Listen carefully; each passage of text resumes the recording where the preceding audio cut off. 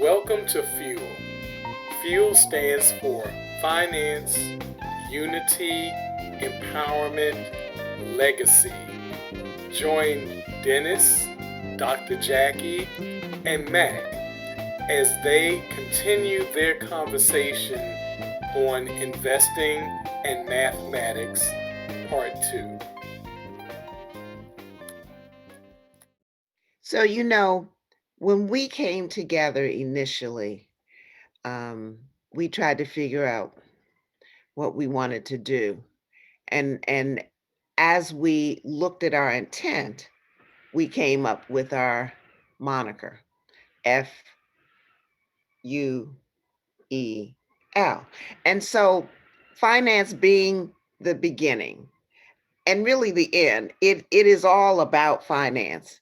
But but we felt we were united in this thought and we wanted you all to be united. But the thing that Mac is just talking about really is more the last part, the E for empowerment, and the fact that as you educate yourselves and allow yourselves to be open to education, then you become the owner of that information, that you become the one who can then make those kinds of statements to yourself and then be able to start to answer them.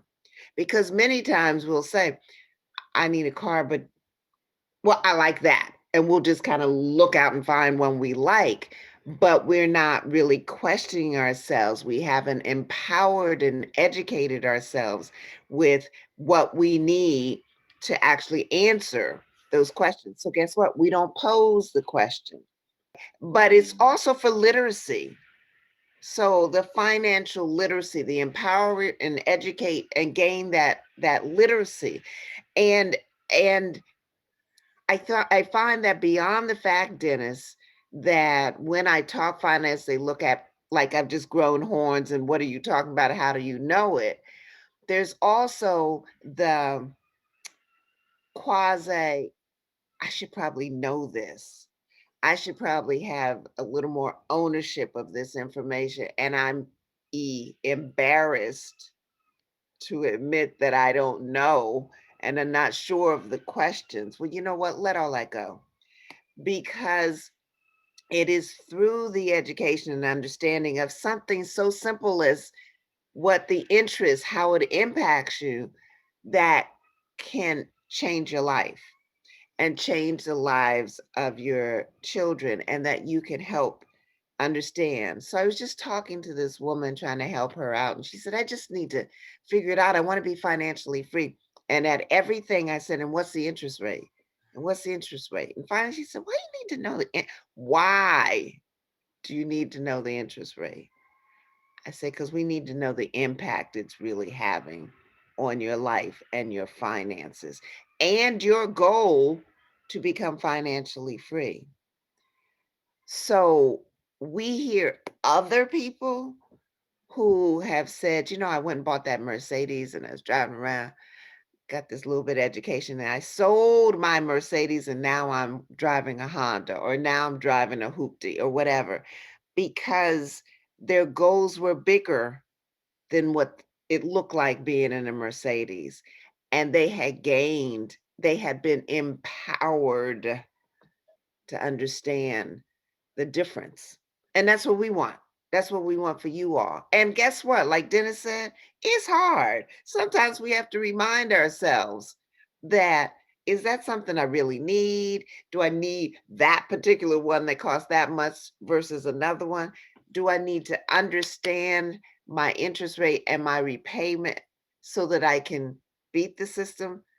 Look at your credit card statement and figure out, like Dennis was saying, you might have bought something that started out at 40 and then you added on something that's 450. And then look at the minimum payment, which is $25 on this now $600 bill. Guess what? You are not even hitting the interest rate. You're not even beginning to pay off the interest rate. So when you look at your next bill, because you paid $25 and you say, it doesn't look like it's gotten any lower. It looks like it's a little more. You didn't hit the interest rate. You're still paying interest. You haven't gotten the principle. Hello. I'm Hello. I mean, you know, and Dr. Jackie, you're hitting on something really important there because for so long, the consumer has always looked at it from the wrong mindset, and that kind of leads into what we talked about in previous tapings. But the mindset for the average person is, oh, as long as I can make it work, within what I had to pay out a month, I'm okay. So that $25 looks real good because it's like I've got this product for X amount of dollars and I'm just paying, 25, 25, and I can do that. But again, what they don't look at is that by the time you have paid it off, well, you have probably more than doubled the amount that was originally due. And on top of that, it's on an article or product that has decreased in value. So that sofa that you got on time, by the time that you finish paying on it, it's raggedy. So you're losing. Either way, you're losing because if the sofa was 200 and by the time you finish paying off, you paid off 500 and then it's outside with the junk, what good was it? yeah. And all that money, if you had just taken the principle of rule of 72 with a little bit of money, you could have more than paid for that sofa. And that's the challenge, is to get people to understand it's not just about trying to make the monthly minimum or monthly maximum that you can afford. It's about the overtures of what you can't afford by extending payments for month after month, year after year, and how it is costing you big time money. Big time. Yeah, I've seen in my lifetime going from paying on time to paying with a credit card to people living on credit cards. And I think if we just have a little bit of discipline and don't live above your means, the credit card allows you to live above your means, Sure does. but it also makes you a slave to the lender. The Mhm. borrower becomes a slave to the lender. And I know we don't like to hear that word. There's a difference between forced slavery and voluntary slavery.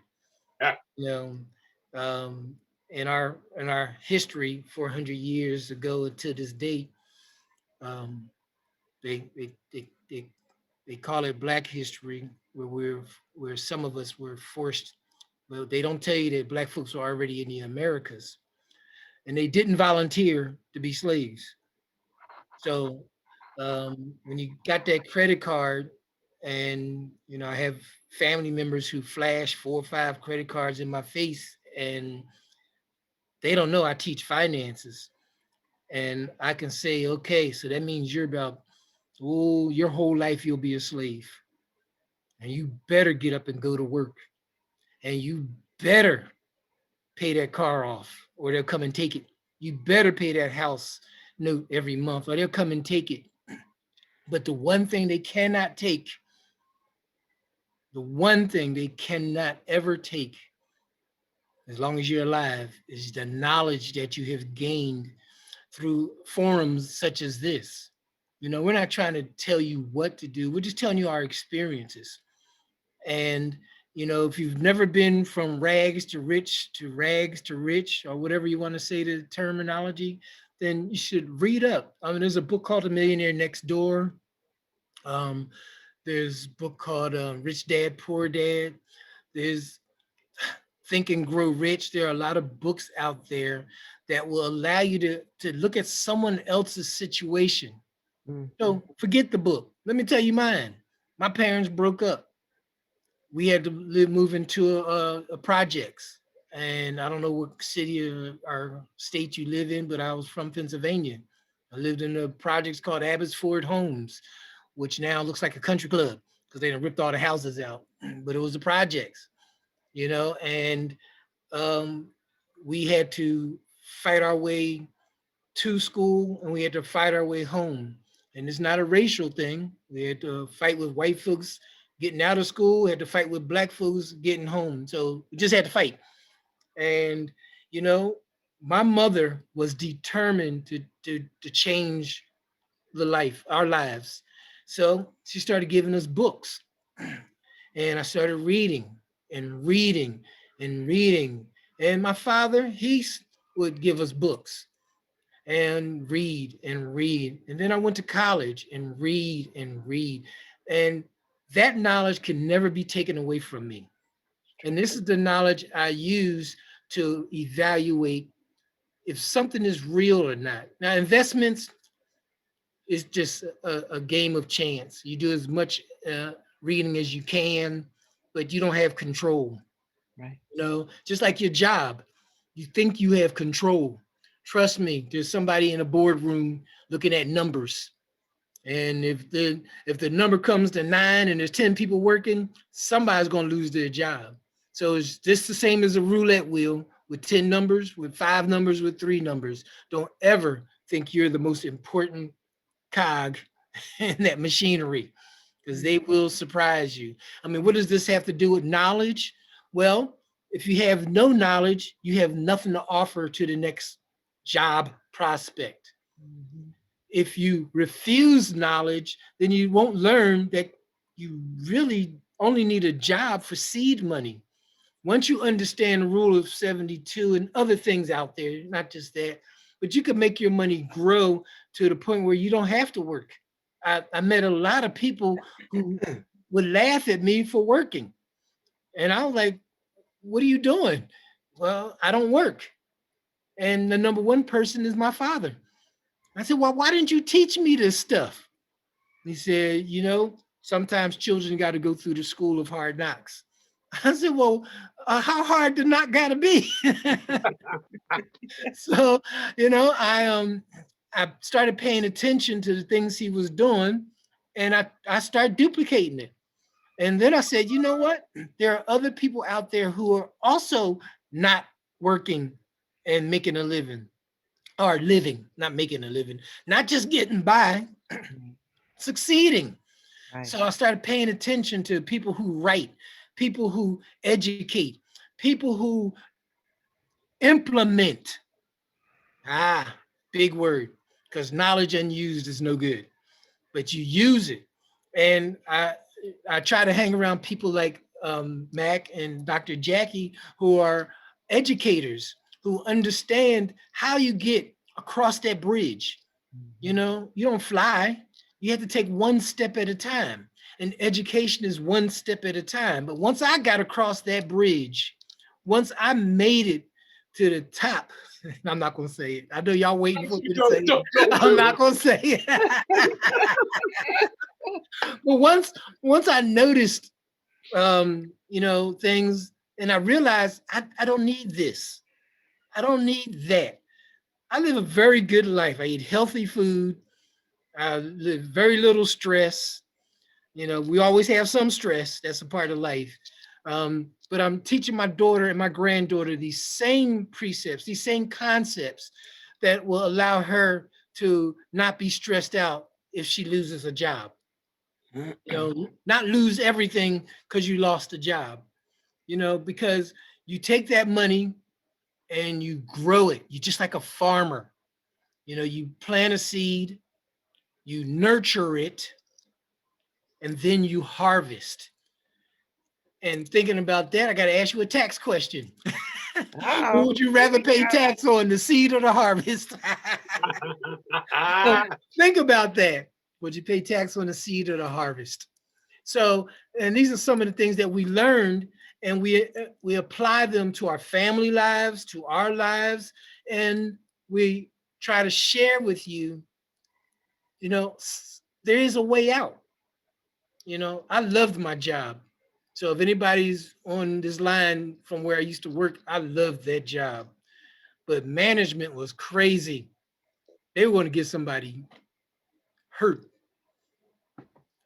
because some of their demands were unreasonable, and like I tell Dr. Jackie, if you are a knife sharpener and the person who makes the boxes tells you how to sharpen a knife, you're going to get cut. So that is what I've come to know, and I look into myself, and there are a lot of things I want. I love watches. Oh my gosh, I got drawers full of watches, and I was like telling Dr. Jackie, I'm gonna get in a watch club, but I realized, time is the same on my $9 watch as it is on my gold watch. I'm scared to wear. Ah, So no more watches. But it's just a matter of making a decision what kind of life you want, Mhm. finding the means to get there, and how important is your life. There's a time value of money, but there's a money value to your time. And your time is the only thing that is limited. that's great. And even as you were sharing, Dennis, it made me think about it. Like, uh, my wife would say that he is really frugal, and I could actually throw in another word. That word just begins with a CH and ends with a P, called cheap, cheap, cheap. What are you talking about, me or yourself? He's talking about No, me, me, himself. me, me, Oh, me, me, I was gonna me. say, wait a minute. No, no, no, no, no, no, no. So, as you were sharing, yeah, you know what? We all have our indulgences. And is that a word? Indulgence, whatever that word is. Yes. Indulgence. Yeah. And so, for you, it might be watches. For Dr. Jackie, it could be something. And for me, it could be something else. And you know what? It's even okay to have that in moderation. Mhm. You know, for me, my indulgence is actually in giving to other efforts that help people. Like, my wife will marvel that I will sweat her on $20 spent for a household item, but I'll give $1,000 to a mission somewhere. You know what I'm saying? So I just think that if we put ourselves into a lifestyle that is always making sure that we have our protection covered, that we have our investments covered, Yeah. and that we can deal with things like education and retirement and the other things that make up life, then hey, you know what? If your thing is traveling, well, enjoy the travel. It's like, it's not Right. just to just store up and just never get any pleasure out of life, but it's also about not just mortgaging your whole future just so that you can go on a trip. Doesn't make sense. And Right. so you can have your cake and eat it too, especially if you're just starting out, where you have your youth that is working for you, because the younger you are, the less money it takes to grow wealth or to Yes. accumulate wealth. Yes. So take advantage of the age. And for those of us that are more mature, it's about really understanding that now, because maybe I didn't do things the right way for X amount of number of years, now I've really got to sacrifice a little bit more. So I can't go to the most expensive restaurant every week. Maybe I have to do it every quarter. You know what I'm saying? But you got to make a decision to finally pay yourself first. Make sure that you're getting the most bang for the buck, because here's the other thing: you don't know if you're going to be able to have the health to maintain that job. Right. Right. Right. So yeah, Dennis, you could enjoy your secular career. Dr. Jackie, you can enjoy your profession. I definitely enjoyed my secular career. I loved it. But at a certain point, you realize I can't keep doing this, Yeah. because for you, Dennis, I know it was a physical thing. For me, it's a stress thing. And, either way, I had to get out, like the movie, literally get out before they took my mind. Yeah.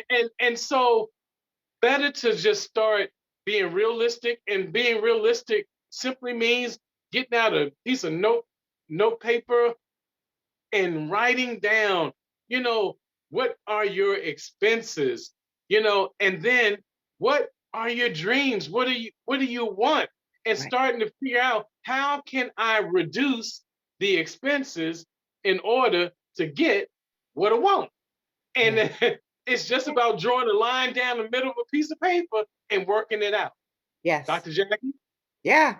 It very well said. And we're not gonna beat this horse because we'll be back on it on another time. Yeah, yeah, So so I would like to just close with the fact that we have choices, and you can firmly make a choice to do something or not, learn something or not. But I think for a while, I really wasn't sure this information was available, but it is. And as Dennis said, and Max said, you don't have to take our word for it. It can be found. Um, as financial professionals, as people who are concerned, looking at the three of us as people, we are also educators, and in everything that we're trying to pass on is a point of education that can be found. I would really like to think that we're touching you in such a way that you want to make the choice to understand and learn for yourselves. There are lots of people out there to help. Can trot off to your CPA, you can trot off to your lawyer, but remember that they're in a business, but not necessarily a business of education, so that they may be doing good for you and by you, but if you don't understand it, you can't really attest to that. So I hope just in this session, we've just impressed upon you how you can be empowered through the education, and you have the choice to do that. And we have the information, so we can talk to you online or whatever, give you some more. Thank you. It's my closing. Okay. So mine is in the jungle. There's an antelope and a lion. The antelope knows that when the sun comes up, he better be running because the lion will be hungry. The lion wakes up and says, I better get up and run because I'm hungry. And in order for me to eat, I'm going to be prepared to run. The moral of the story is, come on, get up and run, get up and take advantage, get up and do this thing. It's easier than you think. Yeah, yeah. Wow, man. I was just hearing all kinds of Lion King songs in my head. I was like, oh no, we're not getting ready to go into the Lion King theme, are we? But no, to your to your point, yeah, it's all about just being prepared, and Dr. Jackie in particular being an educator. It's no secret that she's going to always come uh, with a point of view that's based upon education. And it's just about learning. And it's never too late to learn, and it's never too late to start. And believe me, you can look at the three of us as living examples that it's never too late. So, on behalf of Dr. Jackie, on behalf of Dennis Sawyer and myself, we thank you for hanging out with us. Thank you for your time. Have a great rest of the day. Thank you. Bye, everybody. Thank you for joining us for another edition of Fuel. Remember to subscribe to our YouTube channel at Fueling Future Generations, and make sure you click the bell notification so that you can always be updated when we're broadcasting. Also, reach out to Dennis, Dr. Jackie, and Mac by going to fuelingfuturegenerations2020 at gmail.com. Again, we appreciate your patronage and we look forward to seeing you again very soon.